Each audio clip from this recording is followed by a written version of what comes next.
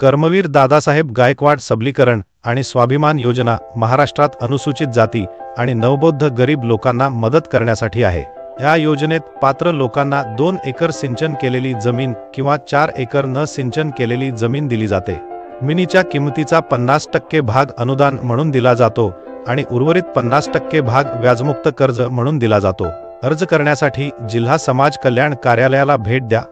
तुमचा BPAL card, आधार card, वयाचा पुरावा जसे की जन्म प्रमाणपत्र, 2 पासपोर्ट आकाराचे फोटोस, क्षरी केलेले रहिवासी किंवा अधिवास प्रमाणपत्र, जात प्रमाणपत्र किंवा नव बौद्ध किंवा धर्मांतरित बौद्ध प्रमाणपत्र आणि बँक खाते तपशील आणा। सर्व कागदपत्रे जमिनीच्या नोंदणीकृत शेतकऱ्याच्या नावावर असावीत।